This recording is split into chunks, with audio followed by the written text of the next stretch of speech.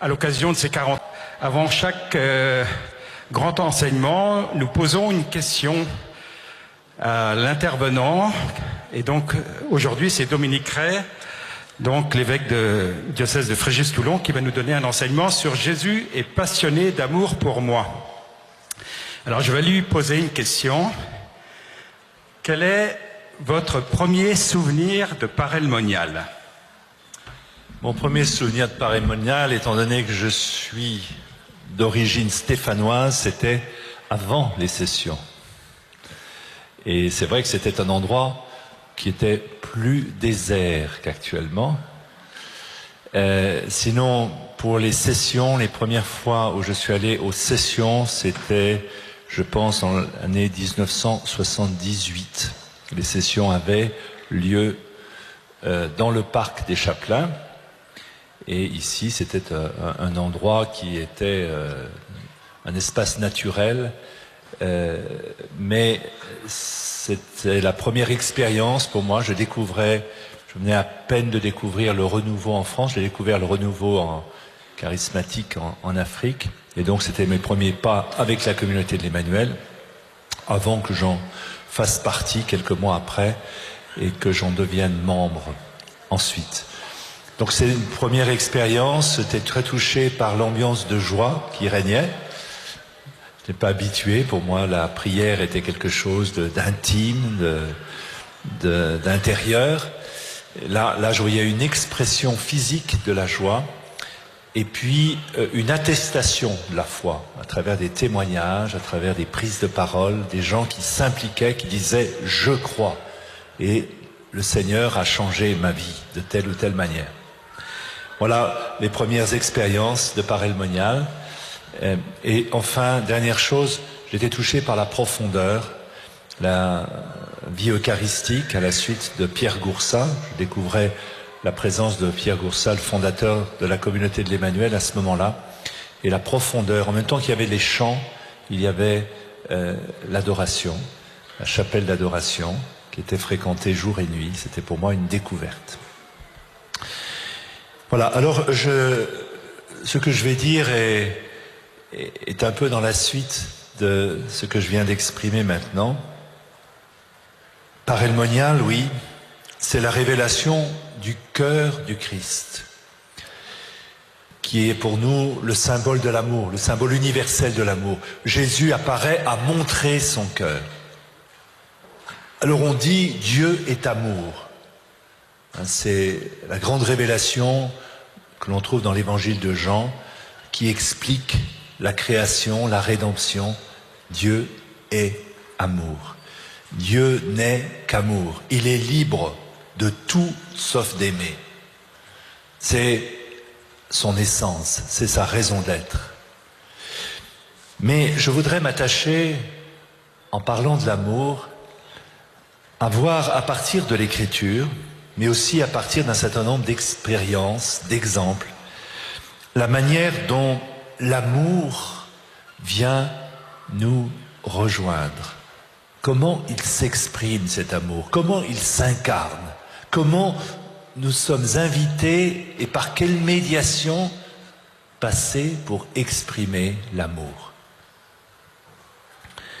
Alors, j'ai 4 voies, 4 chemins pour essayer d'aimer tel que Jésus nous l'a enseigné.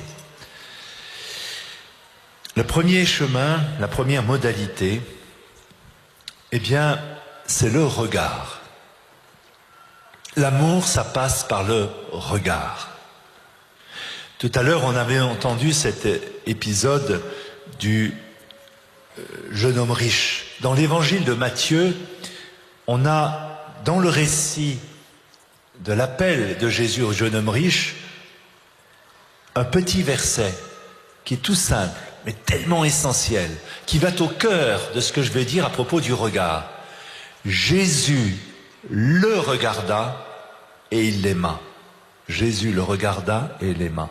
L'amour passe par un regard. L'Écriture commence par le regard. Dieu vit que cela était bon. Dieu vit que cela était bon, et lorsqu'il s'agit de la création de l'homme, le 6e jour, Dieu vit que cela était très bon. Dieu vit. Et l'Écriture se termine par un regard, tout œil le verra, en parlant de l'agneau immolé, l'agneau qui est dans la gloire, tout œil le verra. Nous sommes appelés, au terme de l'histoire du salut, de notre propre histoire, à voir Dieu face à face. Un jour, Thérèse d'Avila, qui, toute petite, s'éloignait sur les routes poudreuses d'Avila, et voici que son oncle la rattrape, lui dit « Mais où vas-tu, Thérèse ?» et de répondre « Je veux voir Dieu, je veux voir Dieu. » Mais fondamentalement, l'amour passe par le regard. Tout œil le verra.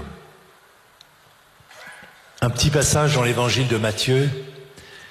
Jésus porte son regard sur tout ce qui l'entoure. Jésus porte son regard sur tout ce qui l'entoure.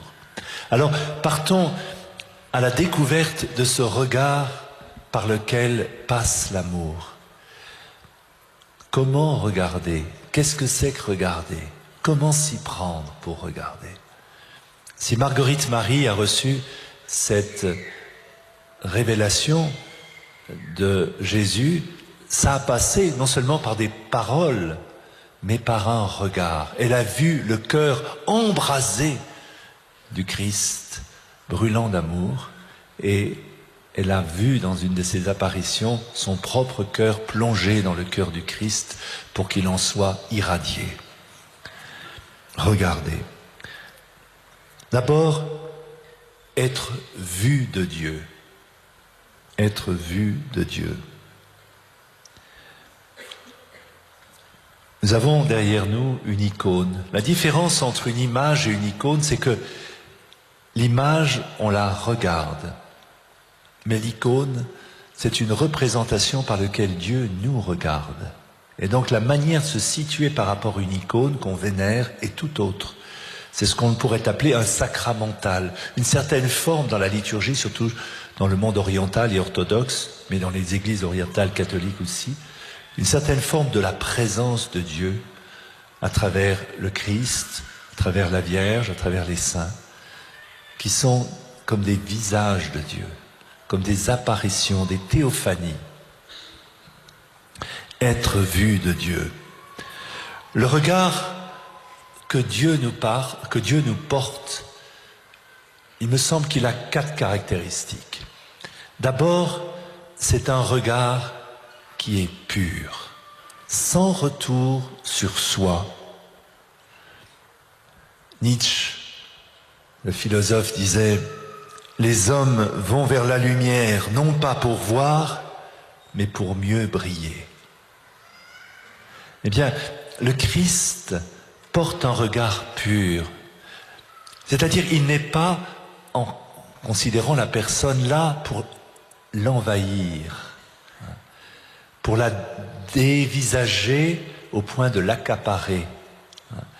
Il y a des regards qui vous déshabillent, dit-on. Ce ne sont pas des regards chastes, purs. Le regard du Christ est pur. Vous voyez, par exemple, par rapport au jeune homme riche, il le regarda, il l'aima, mais ensuite il le laisse à sa liberté.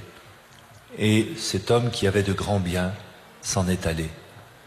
Le regard du Christ ne l'a pas emprisonné dans une fascination, comme certains médias aujourd'hui. On est dans le monde, dans la culture de l'image, et on peut être complètement prisonnier des images qui véhiculent des stéréotypes qui nous empêchent finalement de voir. Le regard de Dieu sur nous est pur. Le regard de Dieu sur nous, il est réaliste. Il sonde les reins et les cœurs. Je pense à ce passage du livre de l'Exode, juste avant la libération du peuple hébreu au désert. J'ai vu la misère de mon peuple. Le regard de Dieu qu'il porte sur nous, eh bien, il discerne les manques, les attentes, les aspirations aussi, on va y revenir, hein. Mais il est réaliste. Le regard de Dieu, il est pur, il est réaliste. Jésus voit les foules sans berger, comme des brebis sans berger, mais il les regarde avec miséricorde. Miséricorde. Vous voyez, le regard de Jésus sur la femme adultère, qui ne la condamne pas, alors que les pharisiens qui l'entourent la montrent du doigt, que celui qui est sans péché lui jette la première pierre. Jésus considère le mal qui est dans cette personne, mais il ne la réduit pas au mal qui l'habite, au péché, au passé qui a été le sien. Jésus a un regard miséricordieux. J'ai vu la misère de mon peuple. Au contraire, les pauvretés, les péchés sont pour Jésus comme un moyen d'appliquer son salut. Ce qui est très beau dans le sacrement de la confession, la matière du sacrement, c'est l'aveu de nos fautes. Oui. Quand quelque chose qui est souillé, quelque chose qui est impur en nous, quelque chose qui est désordonné, ne l'éloigne pas, au contraire, ça l'attire. Il va au-devant des pécheurs. Il a quelque chose à leur dire, une parole de grâce qui va les relever. Le regard que Jésus porte sur nous est pur, réaliste, miséricordieux, et il est espérant. Jésus porte sur nous un regard qui nous espère. C'est-à-dire qu'il voit en nous les possibilités, les résiliences, les rebonds. J'aime beaucoup cette phrase de Paul VI qui disait « Le chrétien habite le monde à partir de son avenir ». C'est-à-dire que Dieu nous voit à la fois dans un regard qui prend en compte notre passé, ce que nous sommes aujourd'hui, mais en même temps de ce à quoi nous sommes appelés. À partir de notre fin, à partir de notre achèvement en Christ, à partir de la consommation des siècles. Vous voyez ? Et il y a un très beau tableau de Dali qui représente la crucifixion. Et on voit, je ne sais pas si vous avez vu ce tableau, on voit la croix en contrebas et puis la terre tout en bas. Comme s'il était vu à partir du ciel. Comme finalement, si le tableau était pris à partir de l'ascension du Christ, à partir de l'achèvement de la mission du Christ, revenu dans la gloire. Eh bien, c'est comme cela que Dieu nous voit. Nous avons, par notre baptême, déjà un pied dans le ciel. Nous ne sommes pas tout à fait dégagés de la terre, mais nous avons une part de nous-mêmes déjà acquise en Dieu. Dieu a conquis une part de notre territoire.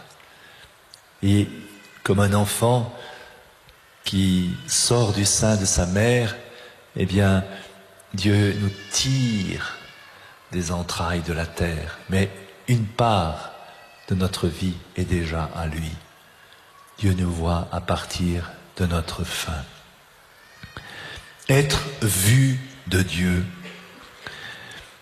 Mais aussi, en parlant du regard, je dirais, en s'inspirant du regard du Christ, voir les autres dans le regard de Dieu. Voir les autres comme Dieu les voit. La foi permet de voir. Très intéressant. Dans l'évangile de Jean, je pense bien sûr à la guérison de l'aveugle-né, où il est question beaucoup de la vision, du regard, de voir ce lien qu'il y a entre la foi et la vision. Par exemple, à la résurrection du Christ, il nous est dit du disciple bien-aimé, il vit, lorsqu'il rentre dans le tombeau, il vit et il crut.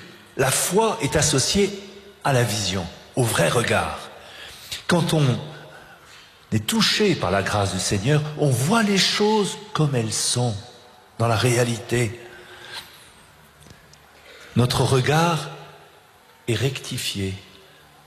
Nous accommodons les choses dans la lumière même que Dieu nous donne. La foi permet de voir.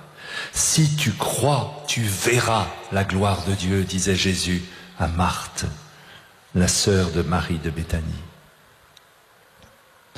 On chemine, dira l'apôtre Paul dans la 2e lettre aux Corinthiens, on chemine non par la vue, mais par la foi.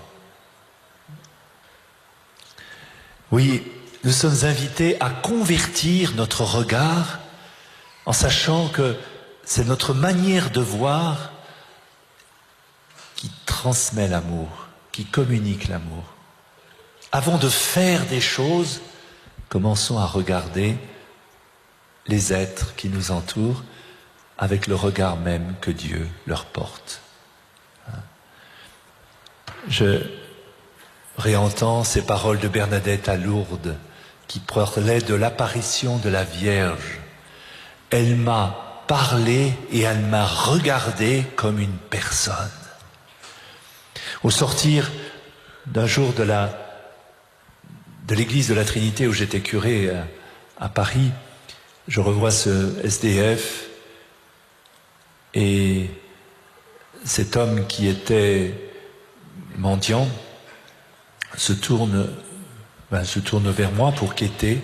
Je discute avec lui et il me fait cette confidence: ce dont je souffle le plus, ce n'est pas tellement de la faim, ce n'est pas tellement du froid. Et il me dit ces mots cruels: c'est de ne compter pour rien et pour personne. C'est d'être considéré, ajoutait-il, comme une merde. Apprendre à voir en chaque être humain une vie sacrée. Tu as du prix à mes yeux, je t'aime. Dans mon diocèse, il y a une femme qui a adopté 22 enfants trisomiques, une femme consacrée. Elle a maintenant 78 ans, Cécile. Et elle me racontait, il y a de ça 30 ans, elle rentre dans un hôpital où elle voulait adopter un enfant trisomique. Et alors, le médecin lui a dit, voilà, ces enfants sont abandonnés. Et le médecin lui dit, vous voulez ça? Lui a-t-elle dit, vous voulez ça? Elle a pris cet enfant, elle l'a accueilli chez elle. Le regard qu'on porte sur les êtres. Je reviens il y a une semaine du Brésil où il y a une magnifique expérience qui s'appelle Fazenda de Esperança. Tout a commencé.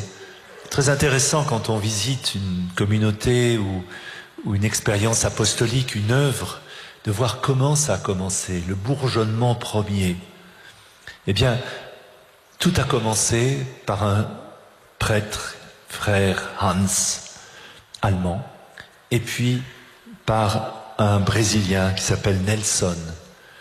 Et Nelson était un jour, il avait son activité professionnelle, et dans la rue où il habitait, au coin d'une ruelle, il remarquait toujours des jeunes. Puis il a appris, par des confidences, qu'en fait c'était des dealers, ils trafiquaient de la drogue.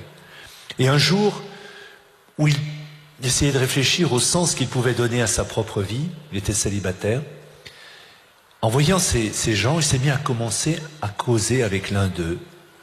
Et une amitié est née. Et un désir, à partir de cela, a nourri, de dire, mais il faut que je sorte ce gars d'ici. Il est sorti finalement de l'anonymat, de l'indifférence par rapport à cette situation banale dans ces quartiers difficiles, pour dire, ce type, il faut qu'il devienne une personne. Et il l'a sorti, il l'a accueilli chez lui. Et puis ensuite, le père Hans, qui était son curé de paroisse, l'a aidé. Ils ont monté ce qu'on appelle la Fazenda de Esperança. Il y a maintenant dans le monde entier 105 implantations. Ils ont plusieurs milliers de personnes touchées par addiction à la drogue qui font un séjour d'1 an dans ces fazendas, c'est-à-dire ces fermes de l'espérance, 1 an pour essayer d'aider les personnes à retrouver une dignité et de s'affranchir de cette emprise mortelle de la dépendance chimique vis-à-vis des stupéfiants, avec tout ce que cela entraîne. Mais tout a commencé par un regard. From the corner to the word, c'est le titre du livre qu'il a écrit, un merveilleux témoignage du coin de la baraque où il a repéré cet homme jusqu'au bout du monde, puisque maintenant cette œuvre qu'a visité le pape Benoît XVI lors de son séjour au Brésil s'étend jusqu'aux États-Unis et en Europe aussi. Dieu ne compte que jusqu'à 1, dit un proverbe hébreu. Dieu ne sait compter que jusqu'à 1. Chacun de nous, pour Dieu, est unique, indispensable, singulier. Jésus nous considère dans nos potentialités, dans nos résiliences. Quand on est cabossé, il y a 2 tentations, soit de s'enfermer dans son problème et d'être dans une culture de l'échec et dans l'autodestruction finalement, soit dans le dépassement. J'ai rencontré récemment un chef d'entreprise qui a tout un tas d'hôtels de luxe, et il m'a raconté qu'il avait été un enfant abandonné et qu'il a monté son business bien par une résilience. Lui, se sentant seul, abandonné, a trouvé une énergie pour pouvoir se dépasser. Et d'autres, au contraire, sont dans une culture de l'échec parce qu'ils n'ont pas eu capacité de pouvoir trouver un regard qui les aime, qui les estime. Mais Stéphane, en l'occurrence, a réussi parce qu'il a été adopté par une famille qui a suppléé aux carences affectives et d'estime qu'il n'avait pas connues dans sa jeunesse. Avoir la foi, c'est pas simplement croire en Dieu, c'est croire que j'existe pour Dieu, c'est croire que Dieu croit en moi. Et tout cela passe par le regard. Seigneur, personne ne pourrait survivre, disait saint Ambroise, si tu détournais ton visage. Oui, l'amour passe par un regard, tout d'abord. Ensuite, deuxième axe de cette méditation sur l'expression de l'amour il passe par des paroles. C'est ce qu'on voit, Sainte Marguerite Marie et tant d'autres saints, ils ont eu des révélations, des images de Dieu, des manifestations de sa présence, mais à un moment ou à un autre, souvent, la plupart du temps, il y a eu des messages, il y a eu des paroles. Le Christ qui manifeste pour nous la présence de Dieu, eh bien, il nous a regardés, mais il nous a parlé. Le Christ s'est fait logos, parole. Un jour, en faisant du porte-à-porte, j'arrivais devant une porte bien close dans une maison, je tape, et j'entends une voix à l'intérieur, il n'y a personne. Eh oui, Dieu nous parle, mais nous ne l'entendons pas. Il n'y a personne. Quelles sont les caractéristiques de cette parole que Dieu nous adresse en son Fils? D'abord, il y a parole et parole, comme le dit la chanson, parole, parole. On est dans une civilisation du bavardage, on parle pour ne rien dire. La parole de Dieu, la parole qui jaillit de l'amour, elle part du silence. Elle part du silence. Le silence éternel qui est en Dieu. Le silence, c'est pas le mutisme. Le mutisme, c'est quand on n'a rien à dire. Le mutisme, c'est quand on n'a rien à dire. Le silence, c'est quand on en a trop à dire et que les mots sont trop débiles par rapport à la réalité que l'on veut transmettre. Rappelons-nous ce proverbe touareg, si le mot que tu vas prononcer est moins important que le silence que tu vas quitter, alors tais-toi. On raconte qu'un évêque venant du Nord a été nommé il y a quelques années dans un diocèse méridional. Et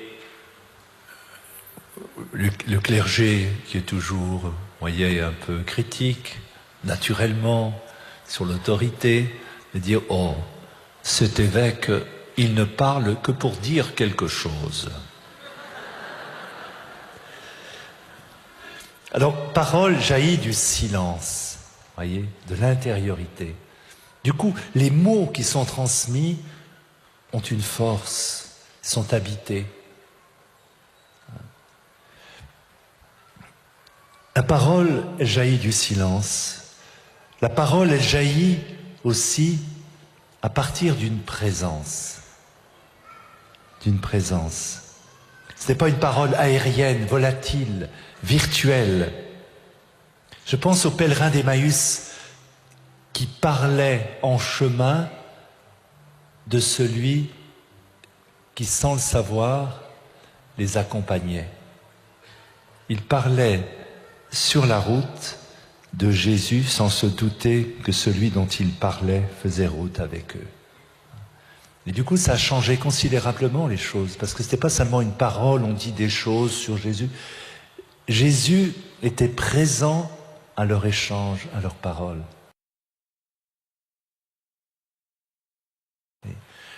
Donc la parole, telle qu'elle nous est manifestée, qui est une parole d'amour, elle passe par une présence.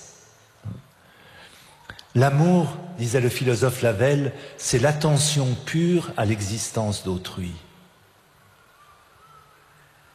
Dans quelques jours, je vais me rendre, et je vous demande votre prière, en Syrie. Il me semble, là aussi, que lorsqu'on veut adresser une parole pour des personnes, à un moment, ça implique une présence. Une présence à partir de laquelle, effectivement, les mots qu'on va prononcer seront tout autres que s'ils sont transmis par la radio, par des communications aériennes. Jésus est parole à partir de l'incarnation. Le Verbe se fait chair, se fait présence. Eh bien, l'amour se communique par des mots, mais grâce à une présence. Dieu s'est fait parole en son Fils pour manifester son amour. Et la parole est un lieu de révélation. Vous savez, vous voyez quelqu'un, bon, très bien, vous pouvez le regarder, mais pour aller plus loin dans la découverte de l'autre, les mots seront utiles pour révéler, exprimer ce qui habite son âme, son cœur, ses attentes, ses joies, ses peines. Nous avons besoin de mots pour exprimer les choses. Petite histoire, un jour, une petite fille demande à sa maman, « Maman, explique-moi d'où sont nés nos premiers parents. » Alors, la maman, qui est très croyante, dit « Écoute, c'est très simple, tu lis les premières pages de la Bible, tu vois que Dieu a créé l'homme, la femme, mais avant, il avait créé le monde, non minéral, végétal, animal, puis il a créé l'homme, tu vois, par amour, et puis nous sommes les descendants de ces premiers êtres humains, de Adam et Ève. Ce sont nos descendants, ce sont nos ascendants. » Alors, la petite fille, oh, très bien, magnifique, elle va voir son papa. Alors, papa, tu m'expliques, quels sont mes premiers parents? Oh, c'est très simple, il y a eu une évolution, il y a eu des animaux, ils se sont transformés, ces animaux, progressivement, puis jusqu'à devenir des hommes. Ah bon? Très troublée, la petite fille va revoir sa maman. Ben, je comprends pas. Papa, il dit que les premiers hommes viennent de Dieu, et toi, que les premiers hommes viennent de Dieu, c'est ce que tu dis, et papa dit que les premiers humains viennent des animaux. Alors la maman réfléchit. Oui, mais écoute, c'est très simple. Papa parlait de sa famille et moi de la mienne.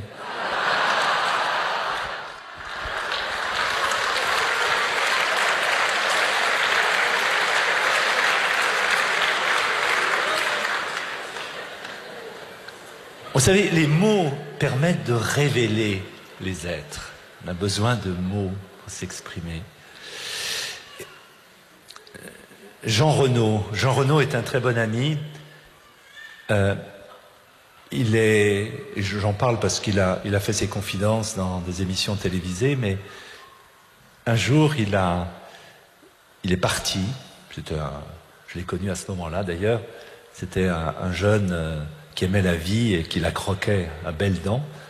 Il est parti en Amérique du Sud, il a fait des missions, et puis il a eu une aventure amoureuse avec une femme qui n'a pas duré. Il est revenu en France et il a eu un drame. C'est qu'il a eu un accident de skateboard et il a failli y passer. Et miraculeusement, dit-il, parce que il s'en est sorti par le fait qu'il a été hospitalisé dans le plus grand coma. Sa famille s'est mobilisée et ce qui est étonnant, c'est que le retournement des courbes qui mesurait l'état de sa conscience, ce retournement s'est fait au moment où il y a eu une grande assemblée de prière pour lui. Ses parents désespérés ont mobilisé le banc et l'arrière-banc des amis pour dire la seule solution, c'est le Seigneur, parce que médicalement, il est fichu.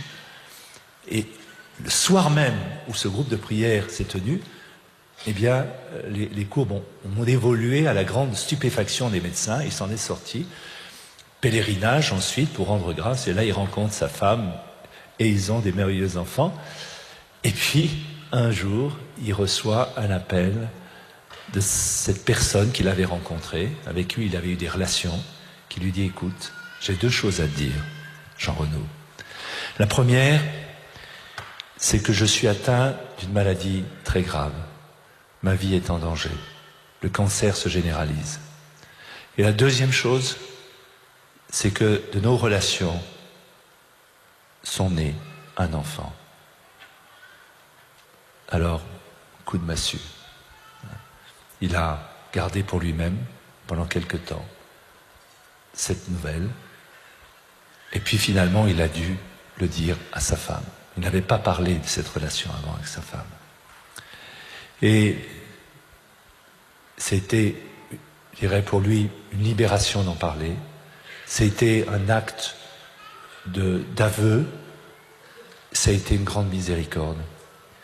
Car sa femme l'a accueilli profondément, en connaissant son passé. Et quelque temps après, cette personne de qui il avait eu un enfant est morte. Et sa femme a adopté l'enfant qui était né de cette première relation. Mais dans toute cette histoire, combien la parole qui a été dite, exprimée, qui révélait un drame intérieur, a pu être libérante. Et là aussi, le sacrement de la réconciliation, nous sommes en tête à tête avec un prêtre qui représente le Seigneur pour nous donner l'absolution, est un lieu de libération, un lieu de confession. On confesse l'amour du Christ, mais aussi les secrets les plus intimes de notre cœur, à partir duquel un chemin de rédemption peut s'accomplir. La parole amoureuse de Dieu jaillit du silence. Cette parole, elle s'exprime à travers une présence. Elle est une révélation, une confession de ce qu'il y a de plus fort en nous. Jésus, au terme de sa vie, ne cesse de parler de l'amour du Père, demeurer en mon amour, etc. C'est un lieu de révélation. La parole nous met en communication avec les autres. C'est un lieu de relation. Nous avons besoin, pour sortir de notre anonymat, de notre solitude, de pouvoir nous ouvrir à un être. Je rencontrais quelqu'un récemment un jeune qui était en échec, qui m'a dit, m'a fait cette confidence terrible. À cause du divorce de ses parents, il n'a jamais eu de père, ou un père si lointain. Il m'a dit, mon père ne s'est jamais intéressé à moi. Quand je le voyais, il parlait d'autre chose, il parlait de son job, il parlait de ses distractions. Un père qui ne s'est jamais intéressé à son enfant. Nous avons besoin de la parole pour nous mettre en relation, pour sortir de l'anonymat ou du narcissisme. Petite histoire. Une femme fort coquette qui n'arrête pas de se mirer dans une glace en se trouvant très belle. Oh, que je suis belle! Va voir un prêtre très miséricordieux et lui avoue ce péché de vanité. Voilà, mon père, je me regarde toujours dans une glace. Et le bon père, qui est très réaliste, lui dit, écoutez, madame, c'est pas un péché, c'est une erreur.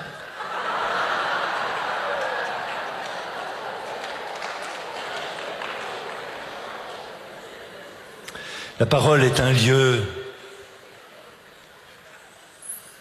jaillit du silence, manifeste une présence, c'est un lieu de révélation, c'est un lieu de relation, c'est un lieu de rédemption. Et toutes les paroles que Jésus, qui redresse quelqu'un, qui le retourne, lève-toi, prends ton grabat, marche. La foi, c'est la capacité à se laisser transformer, disait le pape Benoît XVI. Dieu dit et cela est la création. La parole de Dieu est performative. Quand, à chaque messe, je reprends les paroles du Christ, ceci est mon corps, ceci est mon sang, la réalité s'accomplit. La réalité signifiée par les mots que je prononce à la suite du Christ s'accomplit sur la table eucharistique. Cela vaut des sacrements, cela vaut aussi des paroles, s'ils sont chargés d'amour, de l'amour du Christ que l'on profère vis-à-vis des autres. Dire à quelqu'un, je t'aime, profondément, avec tout l'amour de notre cœur, eh bien, cette parole, elle est capable de réaliser aussi quelque chose de nouveau dans le cœur, dans la vie de celui à qui on s'adresse. L'amour se manifeste par le regard, l'amour se manifeste par la parole, l'amour se manifeste par des gestes. Vous savez, dans le livre de la création, Dieu crée par sa parole. Dans le premier chapitre de la Genèse, Dieu dit, et cela est, je venais de le citer, mais aussi dans le chapitre 2, par un geste. Il modèle l'argile et puis il souffle dessus. Il envoie le souffle, la roue.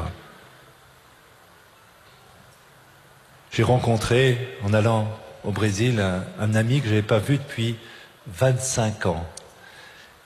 Et alors, Juarez, quand j'ai été frappé à sa porte il y a quelques jours, à Sao Paulo, il m'a vu, il ne pouvait rien dire sous l'émotion, il s'est jeté sur moi, il m'a fait un abrazo énorme, j'en suis sorti indemne au bout de quelques minutes. Mais voyez comment l'amour se manifeste par des gestes. Au-delà des mots, des gestes. C'est très étonnant de voir la manière dont, par exemple, le pape Jean-Paul II manifestait sa présence, son affection, à travers des gestes, quand on le voit étreindre Mère Teresa, quand on le voit baiser le sol du pays où il arrive, etc. Et le pape François de même, un des gestes qui a une charge symbolique très très forte. Jésus touche le lépreux. Jésus fait de la salive pour enduire les yeux de l'aveugle. Jésus se laisse toucher les franges de son vêtement par l'hémorroïs. Jésus bénit les enfants. Autant de gestes sont peuplés l'évangile par lequel se manifeste bien au-delà des mots la présence, la tendresse, l'amour de Dieu. Ne soyons pas avares de gestes qui traduisent la proximité, qui traduisent l'action de Dieu. J'étais, il y a quelques mois, dans une prison à Toulon, et j'ai eu un geste comme ça, qui m'a été donné de vivre. J'ai eu un prisonnier qui passait près du lieu où je me trouvais, près d'une cellule. Nos regards se sont croisés, et il a eu ce geste étonnant. J'ai vu qu'il était chrétien, il avait un petit chapelet, et il a vu que j'avais aussi un chapelet. Il est venu vers moi, il a pris mon chapelet, je me dis attention, dans une prison, il a pris mon chapelet et m'a donné le sien. Jamais je reverrai sans doute le visage de cet homme, mais ce geste a exprimé dans un moment précis une communion, et je garde précieusement ce rosaire qui m'a été donné. Il savait, en me le donnant, que ma prière allait être mobilisée envers lui. Nous avons besoin de gestes pour exprimer l'amour, pour dire l'amour. Nous avons à convertir nos gestes. Une petite histoire, ça se passe dans la forêt africaine. Deux amis qui partent en balade sans se rendre compte que ce sont des endroits extrêmement dangereux. Et voici qu'ils rencontrent un lion. Face à face, les lions se trouvent quand même à une quinzaine de mètres. Alors là, à ce moment, ils partent à toute vitesse. Le lion les course, puis il y en a un qui s'arrête, il enlève son sac à dos, il met ses Nike. Alors, l'autre lui dit, mais t'es complètement idiot, tu penses qu'avec tes Nike, tu vas aller plus vite que le lion? Non, je vais aller plus vite que toi.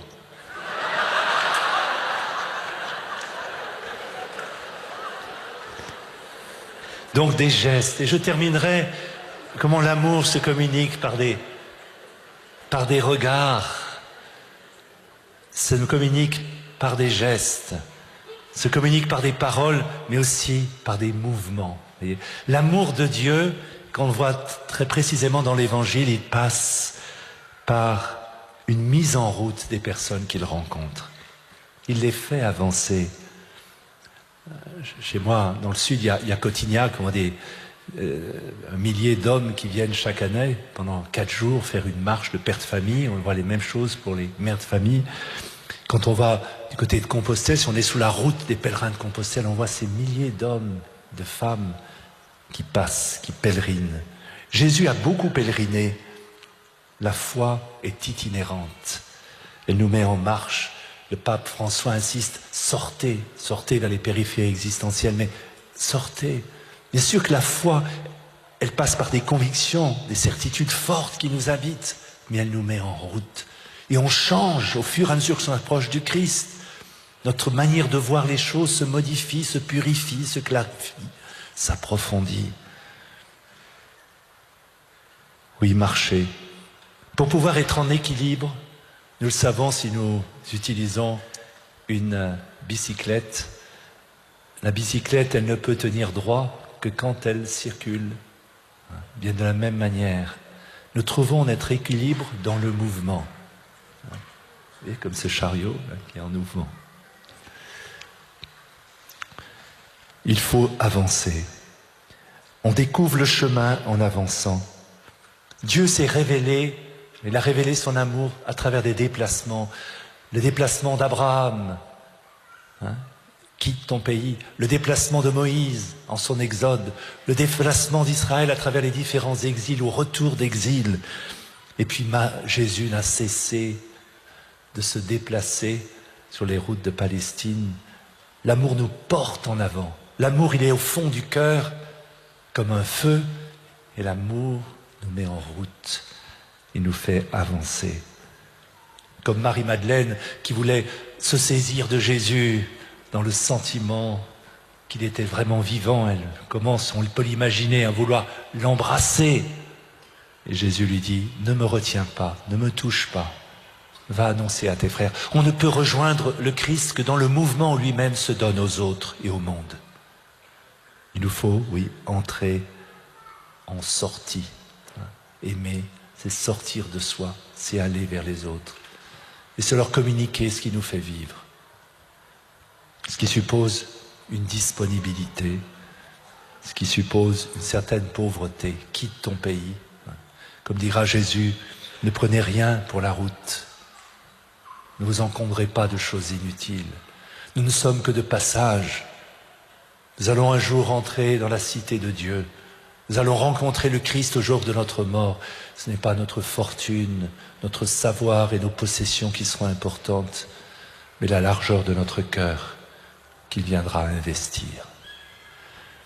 Voilà quelques visages, quelques expressions de l'amour qui nous est donné à travers le regard, à travers la parole, à travers des gestes et à travers le mouvement.